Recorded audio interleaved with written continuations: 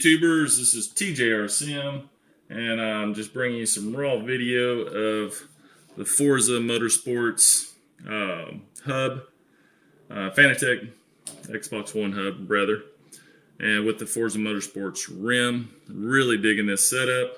It's definitely lighter than, say, my big BMW wheel.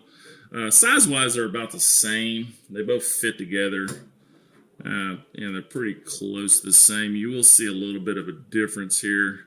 This much more sticking out, of course, on the Beamer wheel. So, that will attribute to extra weight. The BMW wheel is definitely lighter. BMW wheel is definitely heavier. When you just grab this, you feel this weight of this wheel. The Xbox One wheel in comparison is definitely lighter in the hands, and it's significantly lighter. I haven't weighed the two, but what you're getting is it's transmitting more of your motor forces instead of your motor forces from your wheelbase being wasted energy into trying to move the heft of the wheel, turning back and forth and counteracting to the game. Is you're feeling more of it, and its speed of the wheel is going a little bit faster. And of course, transmitting more of that torque to your hands, which in turn makes it a lot more engaging experience, which I really dig. So, button arrangements are, of course, completely different. I do like the BMW bigger LED setup here with the little rev indicator, which is pretty cool, where the Xbox One hub setup doesn't have that. And button-wise, there's a little bit more buttons on the BMW setup too. Let's see, 1, 2, 4, 5, 6, 7, 8, 9, 10, 11 buttons. You got 3, 6, 9, 10, 11, 12 buttons. Oh, actually, you got 12 buttons on the Xbox One hub to 11 on this one.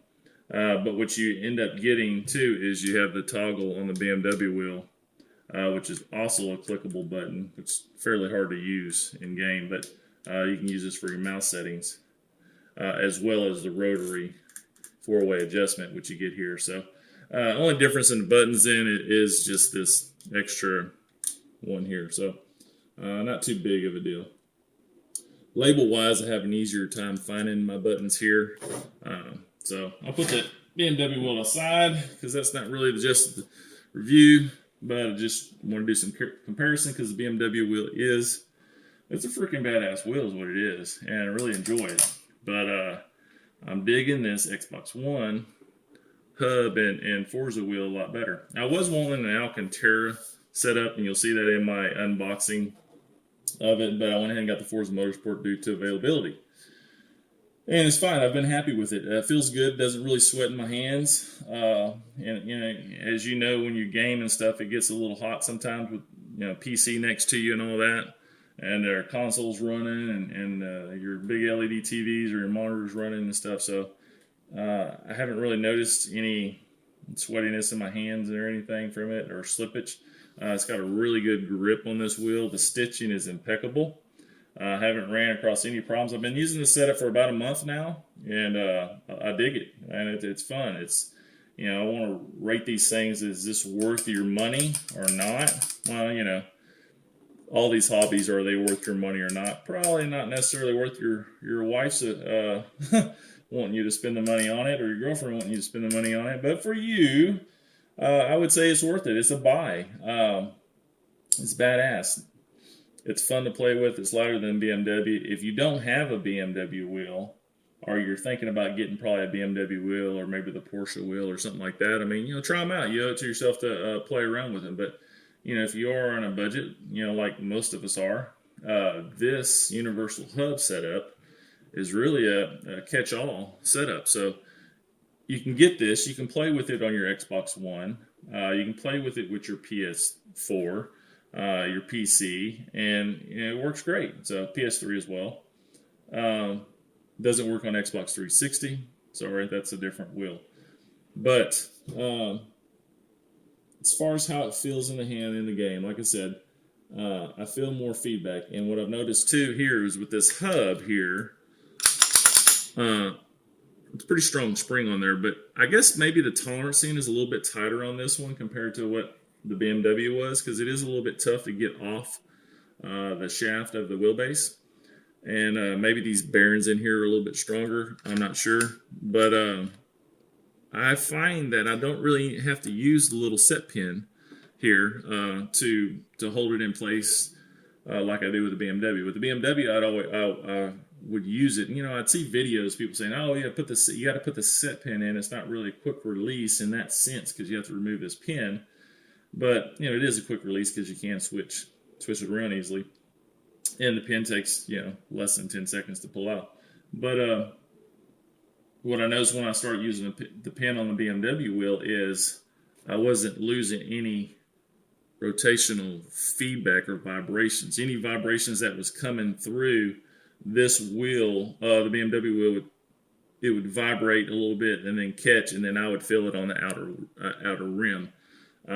Hopefully that makes some sense. But what you ended up having is transmitting less forces to your hands on the outer rim, and then plus being a heavier dampened rim, which is why they came out with the Porsche rim, because it was a lighter rim and less dampened, so you'd feel more effects. This one here, same thing, you feel more effects. And I guess maybe it has tighter tolerancing. Maybe I got lucky on the batch, I'm not sure. But I noticed that I don't really have to use the pin. I use it a lot of times out of habit, and just because I don't want my kids coming by and pulling my wheel off and boogering up these little pins and stuff in here. So for safety wise, I just leave it on there, but don't really need it. Okay, so what I've noticed with the force feedback, also with this being a lighter setup, is my favorite game is actually Project Cars, and I got it on Xbox One as well as PC. It's definitely more fun on PC, I believe. But I actually had the settings on PC on this rim set down to 80 on my force feedback, and my FOR setting left at 0, left it off. Now on my BMW wheel, I guess because of the extra weight of it, I had it at 100 on my force and my FOR up to 130. And you know, I had some comments on YouTube about that too. You know, oh, you're not supposed to turn it up too high, blah blah blah. It's really got to be kind of logical and use your head about it to see. You know, some games put out a lot more forces than others, so that's why that setting's there. On this wheel hub setup, I haven't really noticed I needed it. So I actually haven't even played with the FOR setting at all. It ends up being too much if I do. And the settings on the regular force feedback settings, the FFB settings that you'll get in here, I actually just leave them at 100 all the time, except on Project Cars. I guess maybe with improvements with force feedback in the game as well as transmitting more forces to us, may have contributed a little bit to that. But you know, it probably did at one time, but I literally was still having a higher setting on my BMW wheel compared to this one, you know, with the latest updates on Project Cars. So I feel more. So I lower this down to 80 on there because it just becomes a little bit too tough. And if you tighten up your wheel too much or increase your force feedback settings too much on these wheels, you end up losing some fidelity and some little oscillations and little feelings that you would normally feel in a real car. You would lose because you just have this heavy wheel and heavy resistance to pull against. So, you know, more is not always better. It's there for you to increase it just due to games not putting out enough force feedback. That's really what those settings are for. So, and this hasn't disappointed. This actually puts out. This allows me to feel a lot more forces coming from my wheelbase than I did with my Beamer wheel, which I love, and the fact that it works for Xbox One, which is awesome. So they actually have a universal hub as well. That's, I can't remember the color of that one, but this one's green for Xbox, but and it's red on the BMW wheel for the regular PC setup. But really, I mean, this one does it all. So works with all the platforms. The what was I going to say? Well, I just lost train of thought. So you know that happens. This is live. This is just this is how it works. Okay. Anyway, let's go on to the paddles. Listen to the paddle shifters. They're actually very, very positive clicks. I haven't missed a shift with them unless I was just being lazy. These are adjustable in and out. I'm not sure if the lighting, you can get it with the lighting here with the screws. These are adjustable in and out. I haven't messed with any of the adjustments because I got bigger hands and they fit me just right. Same with the buttons here. These are all adjustable. Just like, check out my unboxing of this again. I'll point to that again because I covered, all these buttons and stuff and the adjustments of them. So, all in all, it's a great combo. I actually recommend it. I'm enjoying it a lot. I'm able to play FORZA 6. It's actually badass on FORZA 6. It's really cool to use a high-end product like Fanatec's on a console game. I mean, I used to have the CSR Elite that I used on my Xbox 360 with FORZA. I've been playing FORZA for years. Well, actually, ever since FORZA came out. And then, of course, I've switched over to PC racing because I'm an addict. Okay? There might be a class for me. I don't know. But, I'm a little addicted to sim racing. I'm not afraid to admit it. But, all in all, excellent wheel. Excellent purchase. You can switch these out to different ones. If you don't like the FORZA Motorsport bling on there, you don't want that, no big deal. What I was going to say, they have a universal wheel too, hub setup that you can get, and they're actually on sale for like $167, I believe. Where this whole setup with the rim is $399.90 in the US. So a little bit pricey, I think, considering that it's the price of a console. But you get what you pay for.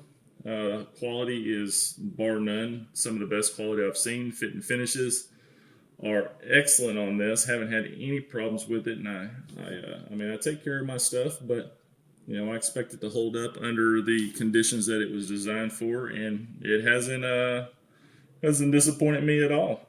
So even the stitching, on this wheel after a month from, of course, getting a little bit of probably palm sweat or nothing, or stuff like that.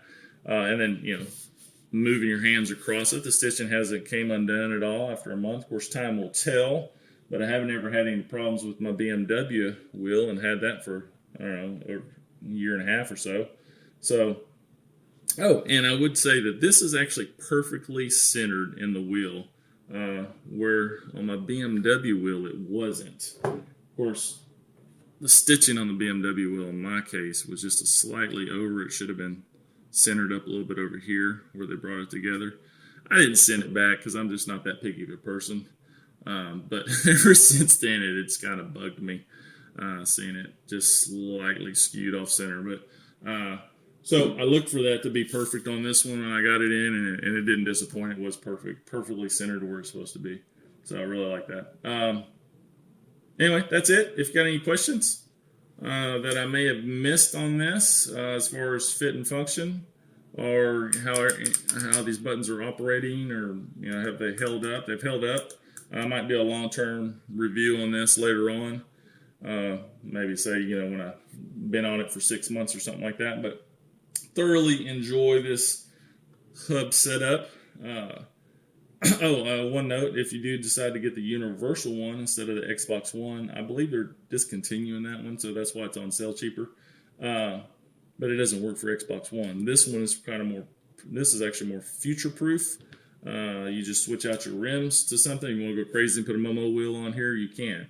You still got the same Xbox One base. And actually, the Fanatec just came out with a new CSL P1 rim that is a cheaper alternative, I think around $139, that plays on Xbox and PC as well. So Xbox One and PC as well. So a little bit cheaper setup, but it doesn't have the ability to switch off different rims on there like this one does, and it doesn't have the adjustable buttons. It's just it is what it is. It's just a unit that's geared to get people into sim racing a little bit easier on the Xbox One because it is popular. FORZA is a popular franchise for people to race on. So, but yeah, I really enjoy this one.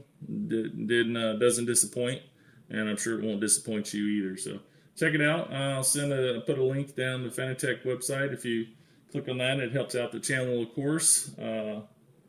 So that's it. Hit me if you got any questions. I'm out.